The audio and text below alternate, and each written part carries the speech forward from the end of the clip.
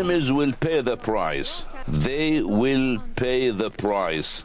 They will pay the price. We will take the revenge, and we will destroy their facilities. That equals the compensation that we need. We are forced to continue the interests and the bases of the enemies, but we still have good relationships and friendship with the neighboring countries. Those who killed our children will pay the price. Iran के नए रहबर Muazzam Ayatollah Mushtaba ख़ामनाई का पहला पैगाम शोहदा के खून का बदला लेने का ऐलान। सरकारी टीवी पर नशर होने वाले पैगाम में कहा कि आबराए हुर्मुज़ बंद रहेगी। मशरिक़ वस्ता में तमाम अमरीकी फ़ौजी अड्डे बंद करने का मुतालबा करते हुए बोले कि इन अड्डों पर हमले जारी रहेंगे। हम दुश्मन के असासों को तबाह कर देंगे, दुश्मन से अपने नुकसान का हर्जाना वसूल करेंगे, अपने शोहदा ख़ुसूसन मनहब स्कूल के शोहदा का बदला लिए बगैर नहीं रहेंगे। आयतुल्लाह मुश्तबा ख़ामनाई ने कहा कि हम दुश्मन के फ़ौजी अड्डों पर हमला करने पर मजबूर हैं क्योंकि इन फ़ौजी अड्डों से ईरान के खिलाफ जारियत की गई। इसके बावजूद हम अपने पड़ोसी मुल्कों से अच्छे ताल्लुकात चाहते हैं। जिन्होंने हमारे बच्चों को निशाना बनाया उनको कीमत चुकाना होगी। हम शोहदा के खून के बदले के हक से दस्तबरदार नहीं होंगे।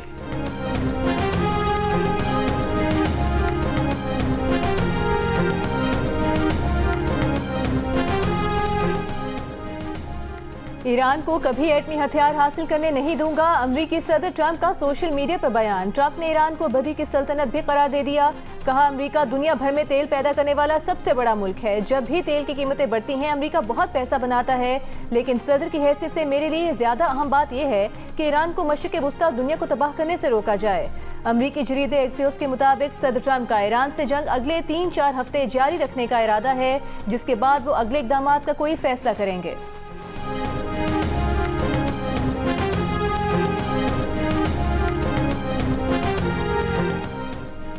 वज़ीर आज़म शहबाज शरीफ सऊदी अरब पहुँच गए। जद्दा के बैनुल अक़वामी हवाई अड्डे के रॉयल टर्मिनल पर मक्का रीजन के डिप्टी गवर्नर ने वज़ीर आज़म का इस्तकबाल किया। वज़ीर आज़म ऑफिस की तरफ से जारी किए गए एलामी के मुताबिक वज़ीर आज़म सऊदी अरब में चंद घंटे क़याम के दौरान सऊदी अरब के वली अहद शहज़ादा मोहम्मद बिन सलमान से मुलाकात करेंगे। मुलाकात में खित्ते की मौजूदा सूरत हाल और दो तरफ़ा ताल्लुकात पर तफसीली बातचीत होगी। एलामी के मुताबिक वज़ीर आज़म के दौरे से पाकिस्तान का सिफारती मैदान में मुस्बत किरदार वाज़ेह हो रहा है। पाकिस्तान सिफारती मैदान में अपना एक किरदार अदा करता रहेगा। गुज़श्ता रोज़ ईरान के सदर मसूद पेज़ेश्कियान और वज़ीर आज़म शहबाज शरीफ के दरमियान भी राबता हुआ था।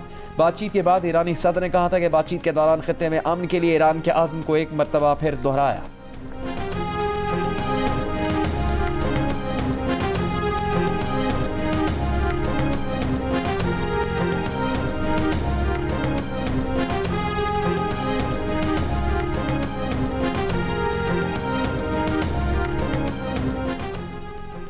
ईरान के आईनी हुकूक तस्लीम किए जाएं, जंग में ईरान के नुकसानात का हर्जाना अदा किया जाए और आइंदा ईरान के खिलाफ जारहियत नहीं होगी। आलमी ताकतें इसकी जमानत दें। ईरानी सदर मसूद पेज़ेश्कियान ने जंगबंदी के लिए 3 शराइत रख दी। ये भी कहा कि उन्होंने रूसी सदर और पाकिस्तानी वज़ीर आज़म से बातचीत के दौरान खित्ते में अमन के लिए ईरान के आज़म को एक मरतबा फिर दोहराया है।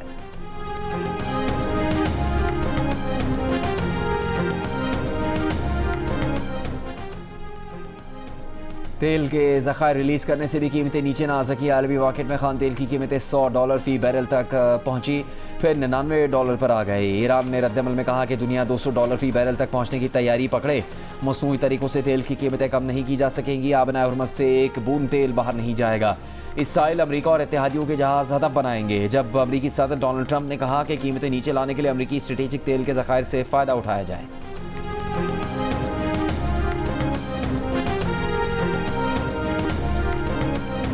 इराक की समुद्री हदूद में 2 गैर मुल्की ऑयल टैंकर्स पर हमला। इराकी हुकाम के मुताबिक बारूद से भरी कश्तियों ने ऑयल टैंकर्स को निशाना बनाया। हमले के बाद दोनों टैंकर्स में आग भड़क उठी। अमले का भारतीय रुकन हलाक, 50 अफराद को बाहिफाजत निकाल लिया गया। आबनाए हुर्मुज़ के करीब कंटेनर बरदार बहरी जहाज पर भी हमले की इत्तला। इराक के शहर एरबिल की फौजी एयरपोर्ट पर भी ड्रोन हमला। कुवैत इंटरनेशनल एयरपोर्ट को मुतादिद ड्रोन से निशाना बनाया गया। दुबई में भी रिहायशी इमारत पर ड्रोन का मलबा गिरा। अमरीकी बैंक का मुत्तहिदा अरब अमीरात में तमाम शाखें बंद करने का ऐलान। ईरानी हुकाम के मुताबिक इसराइल में भी 2 इसराइली फ़ज़ाई अड्डों पर ड्रोन से हमला किया गया।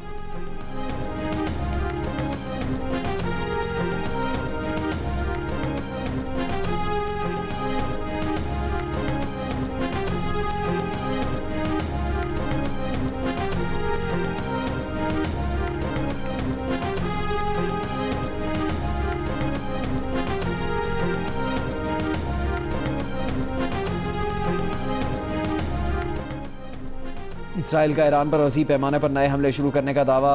तेहरान और दीगर शहरों में धमाके सुने गए। इसराइली फ़ौज ने दावा किया है कि ईरानी हुकूमत के इंफ्रास्ट्रक्चर को निशाना बनाया जा रहा है। इसराइली फ़ौज का ईरान में न्यूक्लियर प्रोग्राम की अहम साइट्स को भी निशाना बनाने का दावा। तेहरान के करीब वाक़ तलेगान में वाक़ साइट को जंगी जहाज़ों ने निशाना बनाया है। दूसरी जानब यूनिसेफ ने कहा कि इस जंग के आगाज़ से अब तक खित्ते में 1100 से ज़्यादा बच्चे हलाक या ज़ख्मी हो चुके। इनमें 200 बच्चे ईरान, 91 लबनान, 4 इसराइल और 1 बच्चा कुवैत में मारा गया।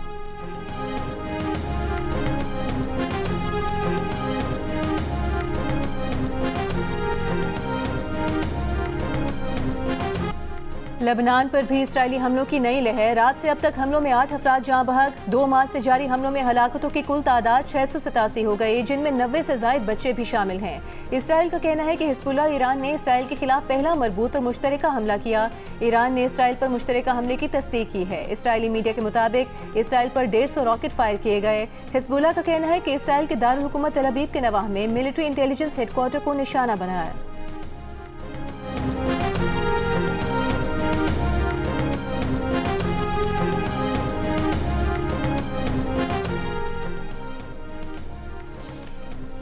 ईरानी कौमी सलामती काउंसिल के सेक्रेटरी अली लारिजानी ने खबरदार किया है कि अगर अमेरिका ने ईरान की बिजली तंसीबात को निशाना बनाया तो पूरा खित्ता अंधेरे में डूब जाएगा। लारिजानी का कहना था कि ट्रंप ने दावा किया कि 1 घंटे में ईरान के बिजली नेटवर्क को ख़त्म कर सकते हैं, लेकिन ऐसा नहीं किया। अगर ट्रंप ऐसा करते हैं तो पूरे खित्ते में आधे घंटे से भी कम वक्त में अंधेरा छा जाएगा।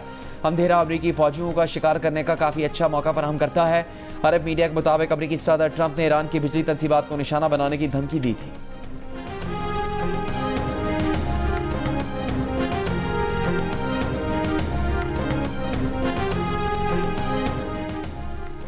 जवाब दो, स्कूल पर हमला क्यों किया, कैसे किया? अमरीकी सेनेट में तकरीबन तमाम डेमोक्रेट्स ने खत लिखकर वजीर दिफा पीट हेग्सेट से जवाब तलब कर लिया। पूछा कि क्या पुराने और गलत तज्जियों की बुनियाद पर स्कूल को हदफ बना दिया गया। खत लिखने वाले एक सेनेटर ने स्कूल पर हमले को खौफनाक सानिया करार दिया और कहा वो जानना चाहते हैं कि दर हकीकत हुआ क्या है। हमें वो हकाइक मुहैया किए जाएं जिनकी बुनियाद पर स्कूल को निशाना बनाया गया। अमरीकी और इसराइली हमलों के दौरान ईरान के शहर मिनाब में टोमाहॉक मिसाइल गिरने से 110 बच्चों समेत 168 अफराद शहीद हुए थे। पहले ट्रंप ने इसका मलबा ईरान पर डाला, लेकिन बाद में कहा कि वो इस बारे में ज्यादा नहीं जानते।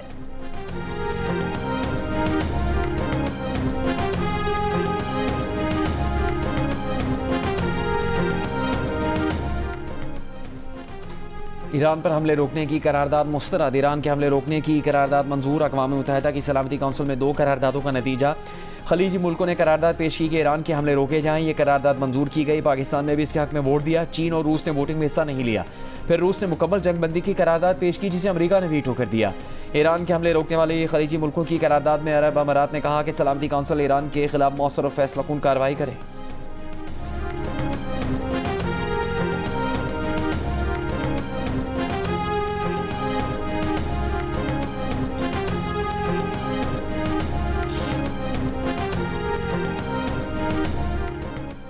पाकिस्तान अफगानिस्तान से मुतालिक अपनी मौजूदा पॉलिसी बरकरार रखेगा। तर्जुमान दफ्तर खारिजा ने कहा कि अफगान तालिबान से मुतालबा किया था कि उनकी सरजमीन पाकिस्तान के खिलाफ इस्तेमाल नहीं होगी, लेकिन मतलूबा यकीन दहानियाँ नहीं मिली।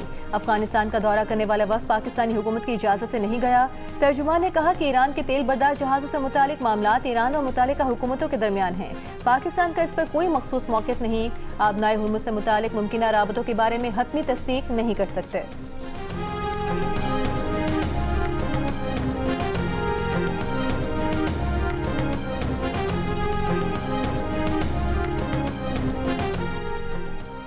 बानी पीटीआई को फौरी निजी अस्पताल मुंतकिल करने की दरख्वास्त इस्लामाबाद हाईकोर्ट ने मुस्तरद कर दी। चीफ कमिश्नर को मेडिकल बोर्ड तश्कील देने का हुक्म। अदालत ने करार दिया कि बानी पीटीआई को अस्पताल मुंतकिल करना है या नहीं, फैसला मेडिकल बोर्ड करेगा। डॉक्टर आइफ और डॉक्टर नदीम कुरैशी को भी शामिल करने की हिदायत। हाईकोर्ट ने जेल रूल्स के मुताबिक फैमिली को आगाह करने का हुक्म दिया। तहरीरी फैसले में अदालत ने लिखा कि जेल रूल्स के तहत सज़ा याफ्ता कैदी को खुसूसी इलाज के लिए जेल से बाहर मुंतकिल करना हुकूमत का इख्तियार है। अदालत इंतजामी के इख्तियारात में मदाखलत नहीं करेगी। जेल हुकाम की रिपोर्ट में बानी पीटीआई की सेहत में बेहतरी बताई गई।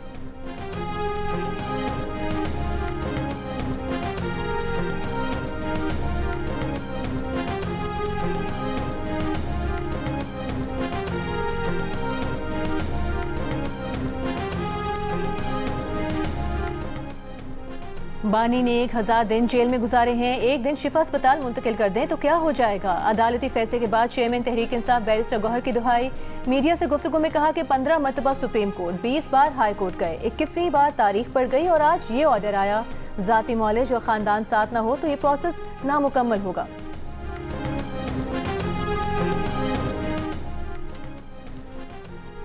सदर मुमलिकत आसिफ अली जरदारी ने निहाल हाशमी को गवर्नर सिंध तैनात करने की मंजूरी दे दी। कमीशन ऑफ अपॉइंटमेंट पर दस्तखत कर दिए। निहाल हाशमी गवर्नर सिंध का ओहदा संभालने से पहले सिंध हाईकोर्ट के चीफ जस्टिस के रूबरू हल्फ उठाएंगे। वज़ीर आज़म शहबाज शरीफ ने निहाल हाशमी को गवर्नर सिंध तैनात करने की समरी सदर मुमलिकत को भिजवाई थी। विफाक ने गवर्नर सिंध की तब्दीली पर एतमाद में नहीं लिया। गवर्नर सिंध की तब्दीली का इल्म ज़राए अबलाग से हुआ है। MQM पाकिस्तान का रद्द अमल। तर्जुमान MQM पाकिस्तान का फैसले पर जल्द लारहाई अमल देने का ऐलान।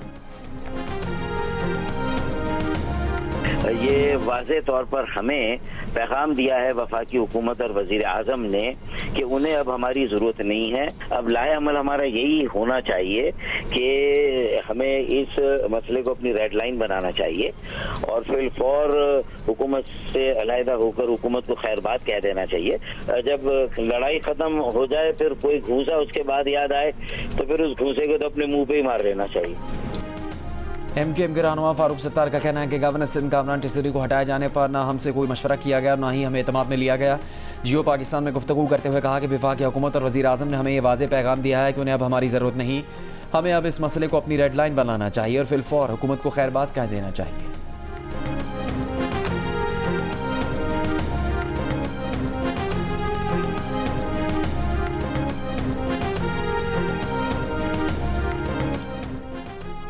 खित्ते की कशीदा सूरत हाल पाकिस्तानी मईशत और IMF प्रोग्राम के अहदाफ पर असरअंदाज हो रही है। IMF ने खबरदार कर दिया, महंगाई को काबू में रखने के लिए सख्त मॉनेटरी पॉलिसी बरकरार रखने पर जोर दिया। पाकिस्तान के साथ मुज़ाकरात पर जारी एलामी में कहा कि प्रोग्राम पर अमल दरामद मजमूई तौर पर वादों के मुताबिक रहा। पाकिस्तान से तवानाई के शोबे की इस्लाहात और कारकर्दगी बेहतर बनाने पर मुज़ाकरात हुए। मालियाती खसारे को कम करने और पब्लिक फाइनेंस मजबूत बनाने पर बातचीत हुई। समाजी तहफ़्फ़ुज़, सेहत और तालीम के अखराजात बढ़ाने पर गुफ्तगू हुई। IMF मिशन और पाकिस्तानी हुकाम के दरमियान इक़्तिसादी मुज़ाकरात जारी रहेंगे।